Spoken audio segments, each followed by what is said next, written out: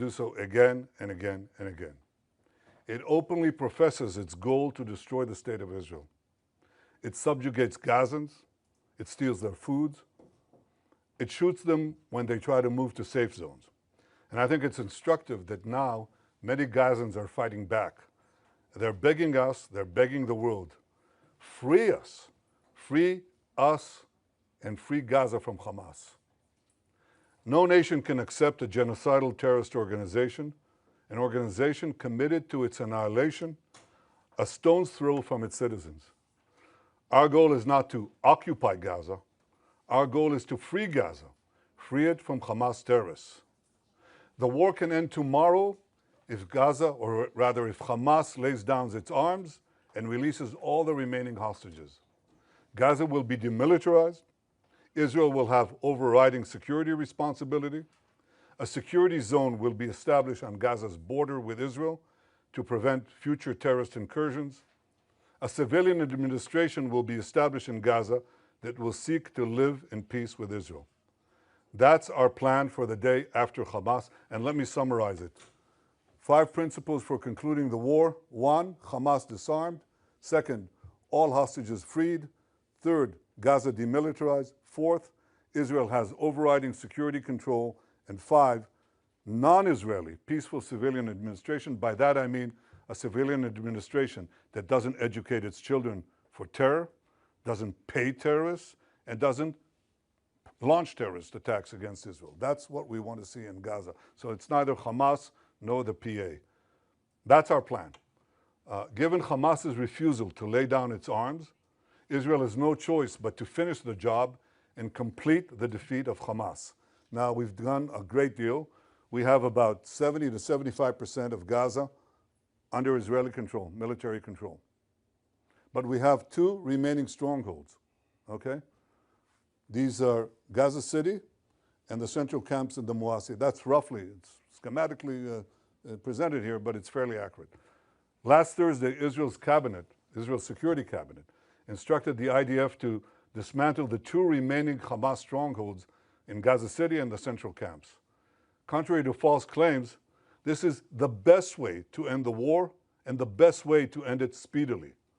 We will do so by first enabling the civilian population to safely leave the combat areas to designated safe zones. In these safe zones, they'll be given ample food, water, and medical care, as we've done before. And again, contrary to false claims, our policy throughout the war has been to prevent a humanitarian crisis, while Hamas's policy has been to create it.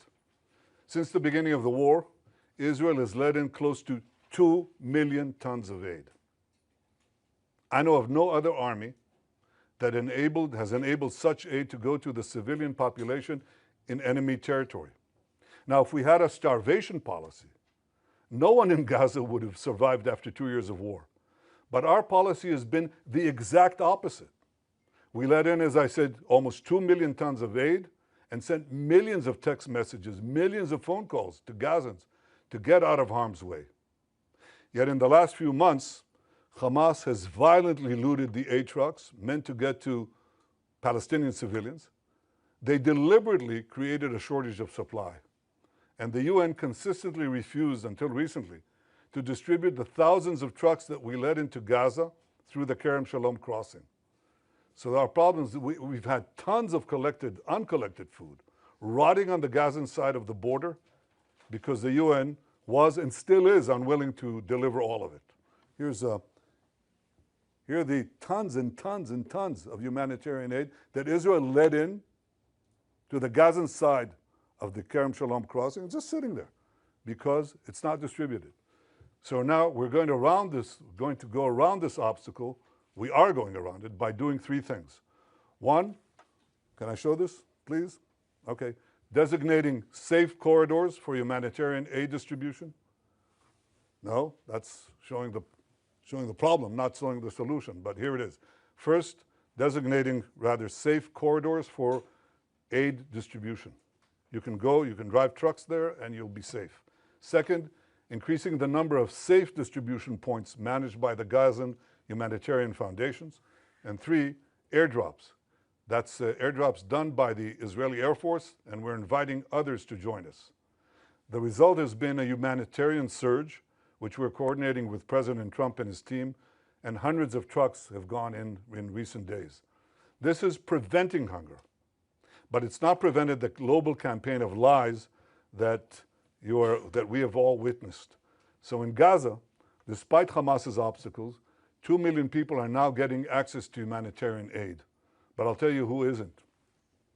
The only ones that are being deliberately starved in Gaza are our hostages. This is Evyatar David. Look at his hand, at his arm. He's being deliberately starved by these Hamas monsters. And look at the Hamas captor. Look at the difference. He's eating, and he's eating well. The purpose of this news conference is to puncture the lies and spread the truth, but that distortion has been propelled around the earth, almost the way that the Jewish people were maligned in the Middle Ages. Every massacre of the Jewish people was preceded by massive vilification.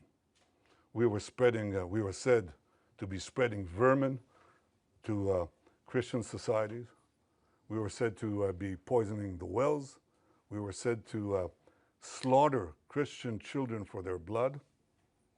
And as these lies spread around the globe, they were followed by horrific massacres, pogroms, displacements, finally culminating in the worst massacre of them all, the Holocaust. Today, the Jewish state is being maligned in a similar way. Everything that I told you could be verified easily, but it hasn't. And the international press has bought hook, line, and sinker Hamas statistics, Hamas claims, Hamas forgeries, and Hamas photographs. For example, these 3 children. The first one is Osama al-Raqub. He is in Italy getting treatment because Israel got him out. That's what he looks like today. He has a genetic disease that damages the lungs and digestive system. It makes it hard to absorb nutrients and gain weight, okay? So Israel facilitated Osama's travel to Italy, where he got the medical aid that transformed his position. The second one is Abdul Qadir al-Fayumi. He suffers from a genetic neurological disorder, spinal muscular atrophy, a degenerative condition that causes muscle wasting, weakness, and severe weight loss unrelated to nutrition. This was the real cause of his frail appearance, not starvation. In fact, he was treated in Israel in 2018. Doesn't help because it's a congenital disease and it defies most treatment at least. The third one is the most celebrated one. This is a New York Times cover photo. It's on the front page of Muhammad Zakaria Ayub and his mother. Muhammad Zakaria Ayub is suffering from a genetic illness which you're familiar with. It's called cerebral palsy. His mother is well fed and his brother is healthy. I'm looking right now into the possibility of a governmental suit against the New York Times because this is outrageous. Of course, the correction was postage size. I don't know where it was buried. But this is outrageous. These are the 3 most celebrated photos, and they're all fake. It's the kind of malignant lies that were leveled at the Jewish people in the Middle Ages. We won't suffer. We won't allow it to go unchallenged, and this is the purpose of this press conference. I hope that you open your eyes to a simple fact. Hamas lies. Now you can ask me any question you want. Thank you, Prime Minister. Could you give us, please, a timeline when you expect to conclude the new expansion of the new offensive? And if you can give us a few more details about how you're going to provide about this humanitarian surge and how GHF is going to be involved in this. Thank you. Well, the timeline that we set for the action is fairly quickly. I mean, we want to, first of all, enable safe zones to be established, facilities to be brought to, so the civilian population in Gaza City can move out, as they moved out in Rafah, by the way. You remember in Rafah? There were 1.4 million people. People said they can't, they have nowhere to go and they're not going to move out. It took us, I think, about 8 days or 6 days to move them, and they all moved. There were practically no civilian casualties because they all left. And they went to the Moasi area that I showed you before on the map. We think we can achieve a similar result that safeguards the civilian population, at the same time enables us to go at the last stronghold, the most important stronghold of Hamas, which we haven't done so up to the war. I mean, we've been there, but we haven't taken it as a goal to dismantle the Hamas stronghold there. We do now. I don't want to talk about exact timetables, but we're talking in terms of fairly short timetable, because we want to bring the war to an end. This is how we bring the war to an end. As far as the surge is concerned, we're talking to the U.S. about additional measures, but we haven't waited. Because what we're doing, as I said, is designate safe corridors, allow, and expand the GHF distribution points, and we're trying to bring in more resources, hope to recruit some international organizations, maybe, God willing, the UN, if they ever decide to actually do something for the Palestinian people that doesn't go through Hamas. And third, increase the airdrops. The airdrops are important, but they're not the most important thing. The most important thing is ground routes that bring aid, a surge of aid to the Palestinian population, as far as we can, without letting Hamas loot it. Second question, yes. Prime Minister, 2 questions. Firstly, why is Israel not allowing foreign journalists into Gaza to report independently? And secondly, President Trump has said there is real starvation in Gaza. Do you disagree? Yeah, on the first question, in fact, we have decided, and I've ordered, directed the military to bring in foreign journalists, more foreign journalists, a lot. There's a problem of assuring security, but I think it can be done in a way that is responsible and careful to preserve your own safety. So the directive has been since, when is it? 2 days ago. From what you're telling me, it hasn't yet been implemented, but it should be, because I think you should see it.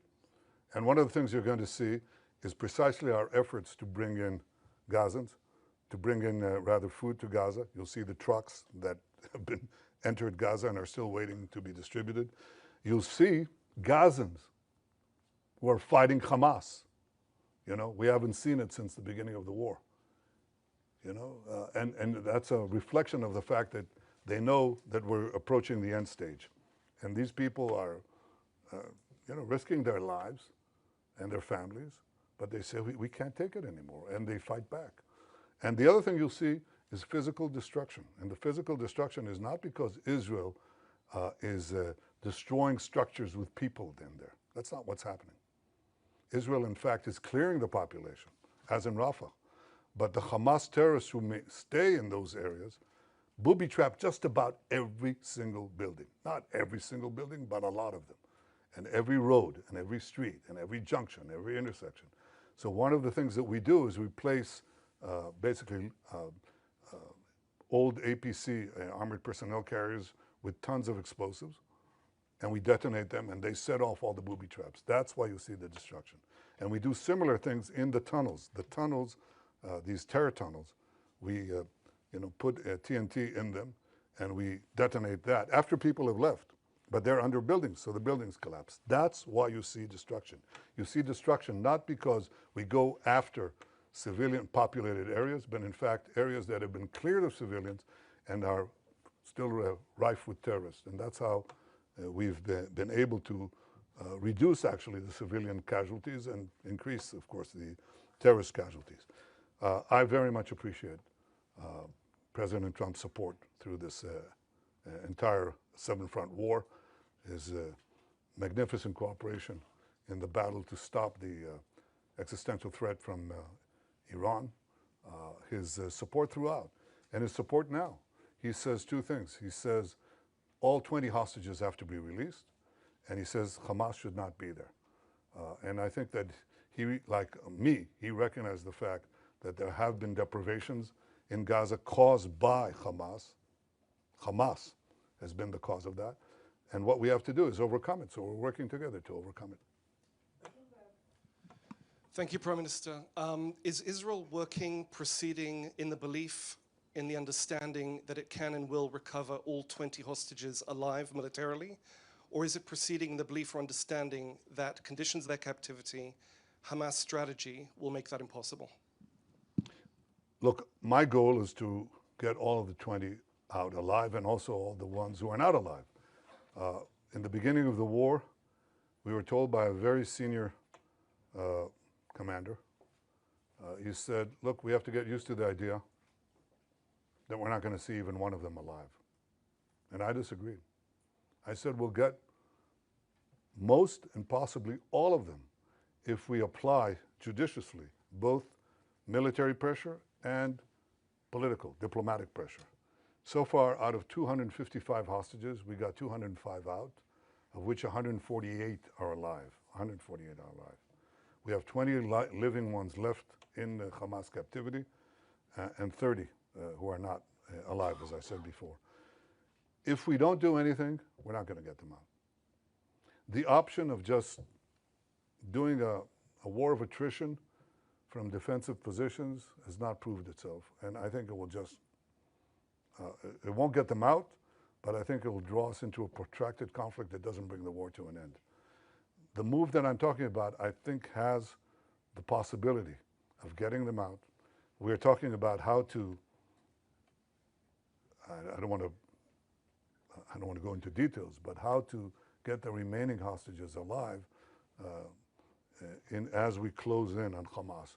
And there are various ways that I think, creative ways that this can be done, but again, I won't go into that now. Thank you, Prime Minister. 2 questions, please. You've just shown the horrific photo of Eviatar David, who's kept hostage in Gaza. We know that the hostages' days are numbered. So how will prolonging the war bring them home? And second question, you stated that Gaza would be passed to civilian governance that is not Hamas and not the Palestinian Authority. Can you specifically identify who this civilian governance would be? Do you have any concrete entities or individuals in mind? And is there a timeline for establishing this administration? Yeah, well, I don't want to prolong the war. I want to end the war. And I think the other suggestions would have prolonged it. We may have gotten maybe a dripping of hostages, even though Hamas showed no willingness to do that. And then they just go on and on and on, and we'd have this endless. Unless you are willing to just say, Israel, capitulate, go out. And even then, I don't think we'll get all the hostages. And if we capitulate, it means that Hamas will rearm, regroup, and carry out all the threats that it openly professes every day, by the way. Every day they say, we're going to do the October 7th massacre again and again, and we're going to destroy the state of Israel.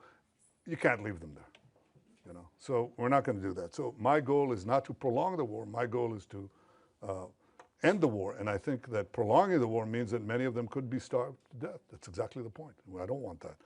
As far as the specific partners for the civil governance of Hamas, we're actually, I think the 5 principles are generally widely accepted. And it's instructive that some of the Arab countries, quite a few of them actually, said that Hamas has to be disarmed. I think this is the starting point. And look at what is happening in Lebanon as a result of our action. The Lebanese government, the new Lebanese government, is talking about disarming Hezbollah. Who would have believed it? Well, some of us did. I did. And that's changing the Middle East, as I promised to do on the second day of the war.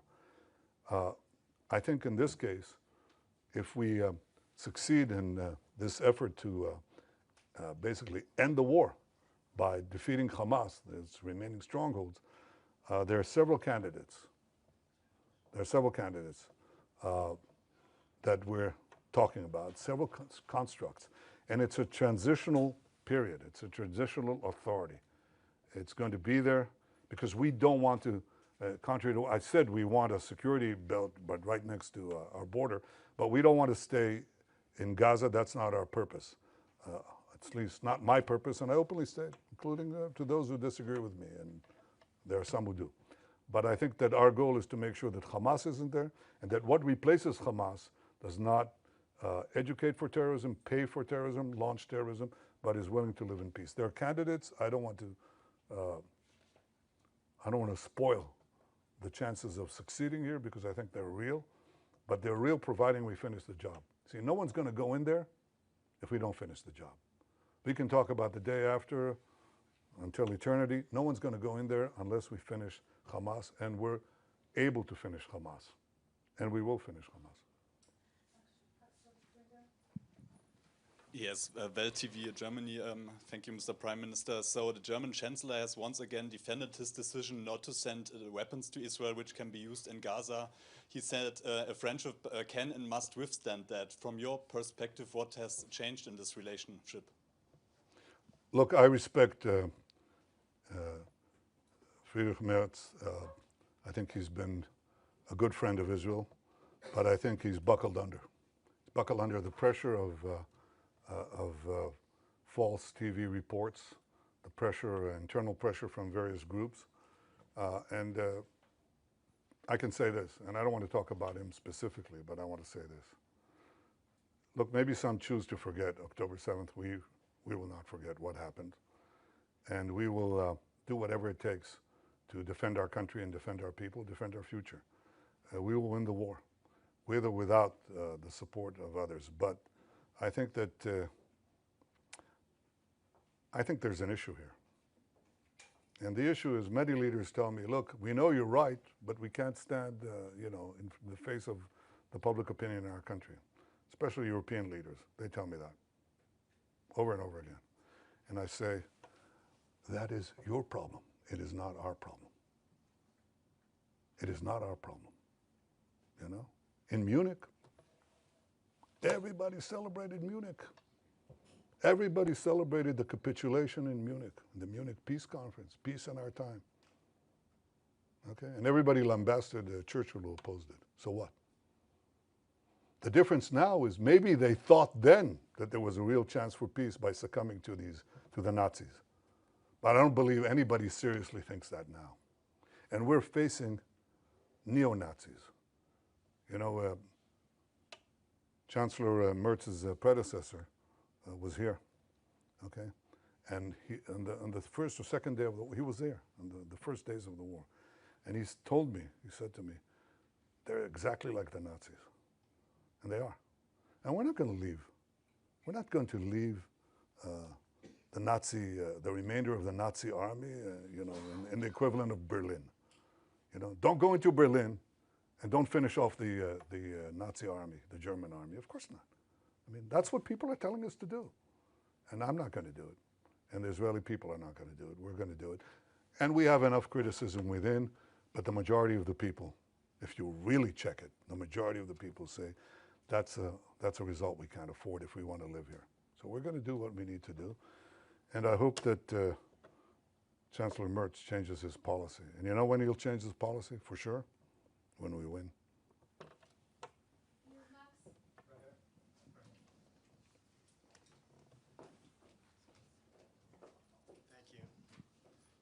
Thank you, Prime Minister. You talked about the 7-front battle. There's an 8th front, the propaganda war, the information war. Is Israel winning or losing this war? And also, have you spoken with President Trump since the Security Cabinet approved this plan? If so, can you share some of the details of that conversation? If not, do you plan on speaking with him at some point soon? And is he planning to also come to Israel at some point?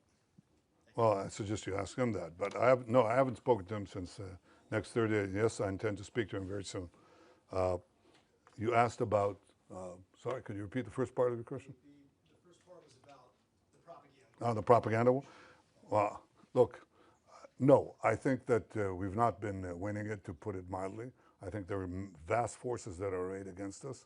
Among other things, the algorithms of the social network that are driving a lot of everything else, and people who really know, and they're the foremost people in this field in the world, they're telling me that about 60% of the responses on the social media are bots.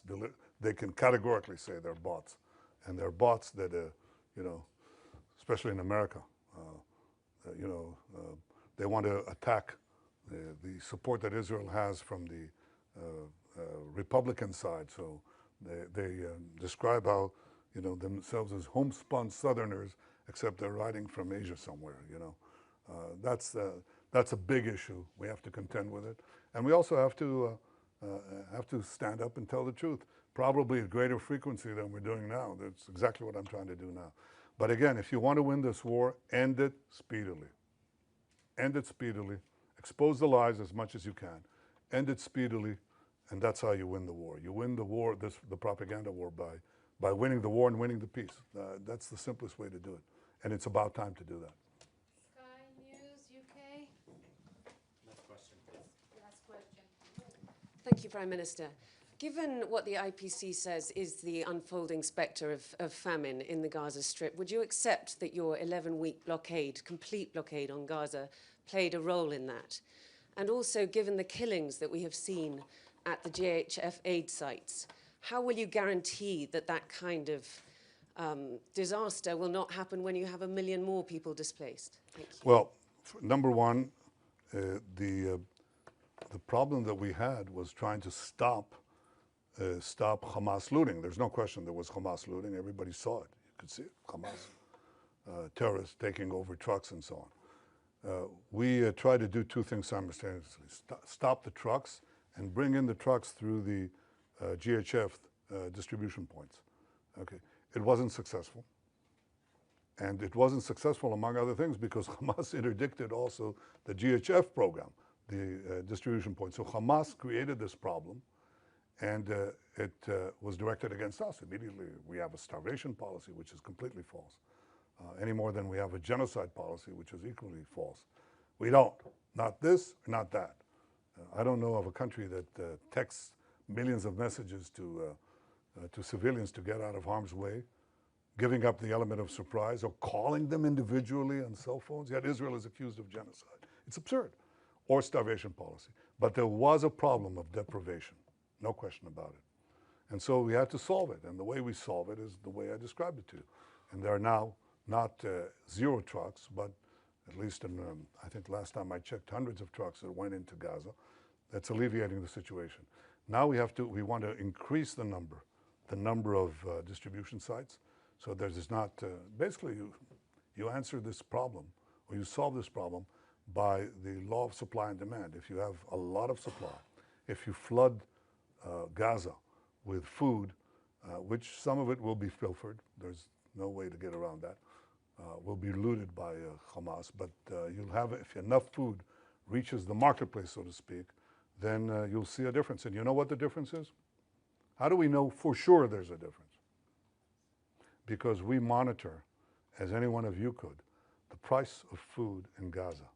It's plummeted. It's plummeted ever since that we decided to take to do the humanitarian surge. And it'll plummet more if other countries join us. So I called on other countries to join in the airdrops. I actually called them to help persuade the UN to move those trucks, because every truck that goes in brings down the price of food. That's what happens. And when you have no shortage like that, then you don't have also the crowding around distribution points. And by the way, a lot of the firing was done by Hamas, seeking to have response by our forces, and very often they didn't. They held back. They stayed their fire, even though their own lives were on the line. Yeah. We're done. Thank you, Prime Minister. We're done? We're done. Well, I couldn't resist that one. Thank you. Matthew Doran from ABC Australia. Oh, okay. Matthew Doran from ABC Australia. You've Yeah. seen countries such as the UK, Canada, France say that they will support Palestinian statehood in the next short while. You've described that as a reward for Hamas here. Other countries like Australia are also walking down this path, not quite there yet. How much of this is a reward for Hamas, and how much of it is actually countries like those who have repeatedly said Israel does have a right to defend itself, but are now struggling to stomach what they're seeing you and your military doing in Gaza? Well, first of all, those who say that Israel has a right to defend itself are also saying, but don't exercise that right. When we do what any country would do faced with this genocidal terrorist organization that has performed the worst attack on Jews since the Holocaust, I think we're actually applying force judiciously, and they know it. They know what they would do if right next to Melbourne or right next to Sydney you had this horrific attacks. I think you would do it, at least what we're doing, probably maybe not as efficiently and as precisely as we're doing it. We've lost quite a few soldiers in that effort. But That's the first thing. I think that the second thing you ask is Palestinian state. Well, the assumption, the prevailing assumption in this is that the problem that we have with the Palestinians is the absence of a Palestinian state. And if they were given a Palestinian state, they would stop the efforts to destroy the Jewish state. But the Palestinians were offered a state many times, including in the partition resolution, and they turned it down. They were offered statehood by my predecessors with lavish concessions. They turned it down. Because the Palestinians are not about creating a state, they're about destroying a state. That's why they opposed the Jewish national movement to create a state. It's called Zionism. They opposed it before the inception of the Jewish state, and they've opposed it since. They've opposed it when they had the Judea and Samaria, the West Bank, and Gaza in their hold. They didn't say, let's create a state there. They didn't say that. Because again, their goal is the destruction of a state. It defies imagination or understanding how intelligent people around the world, okay, including seasoned diplomats, government leaders, and respected journalists, fall for this absurdity. It's so easy to verify, you know. And look at the PA, okay? Look at the Palestinian National Movement today is divided, okay? Divided between two forces, okay? The Palestinian Authority in Judea and Samaria and Hamas in Gaza, okay? Hamas in Gaza had a de facto state. It had a state. And it used it to launch a war of terror against Israel because their doctrine is that the destruction of Israel should proceed with forceful and direct military and terrorist moves. That's what they did on October 7th. And that's what they'll do again if we don't destroy them. The Palestinian Authority, on the other hand, says no. First, Israel has to be reduced to indefensible boundaries. You've got to get them out with the ICC, with the UN, with the Security Council resolutions, drive them to indefensible boundaries, and then deliver the blow, because Israel is too strong in its present configuration. These discussions are open, they're held. Anybody, you don't need Israeli intel for it, believe it, okay? You can just scour the web, you'll find it, okay? So they have no difference about the goal. That's why the Palestinian children in Judea and Samaria and the Palestinian children, that is the Palestinian children under the PA and the Palestinian children under Hamas, are educated with exactly the same textbooks. That's why the PA calls its public squares against mass killers of Jews. That's why they have pay for slay. The more Jews you murder, the more you get paid, or your family gets paid. I mean, so that's the crux of the problem. The real reason that this conflict persists is not because of the absence of a Palestinian state, but the persistent Palestinian refusal to recognize a Jewish state in any boundary, okay?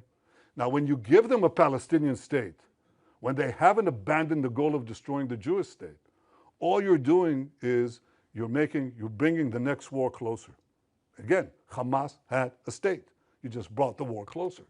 And if you did the same thing in Judea and Samaria, right above Tel Aviv, enveloping Jerusalem, some say cutting Jerusalem into two, that's all that's going to happen.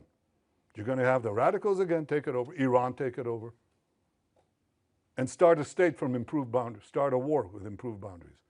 That's not going to happen. I think the solution to this problem is that the Palestinians should have all the powers to govern themselves in the places where they live and none of the powers to threaten Israel. They should obviously reform their whole education system. They should reform their whole historical outlook and say, all right, you know, we accept that Israel is here to stay, not as a fact, as a physical or geographic fact, but as a fact of historical equity. You know, if they want to live here next to us, they have to stop seeking our destruction. And to give them an independent state with all the trimmings, okay, is to invite a future war and a certain war. And that's something that today the Israeli public forcefully opposes. Before the war, by the way, it was about, you know, two-thirds in the overall population, probably 60-40, or even more, sorry, against in the Jewish population. But now it's changed more dramatically. I mean, we had a vote in the Knesset a few months ago about the possibility of, you know, having a Palestinian state, and the result was 99-9. 99-9. And that covers a very broad spectrum. And today, most of the Jewish public is against the Palestinian state for the simple reason that they know it won't bring peace, it'll bring war. To have European countries and Australia march into that, march into that rabbit hole, just like that, fall right into it, and buy this canard is disappointing. And I think it's actually shameful, but it's not going to change our position. Again, we will not commit national suicide to get a good op-ed for 2 minutes. We won't do that. Thank you. Thank you very much.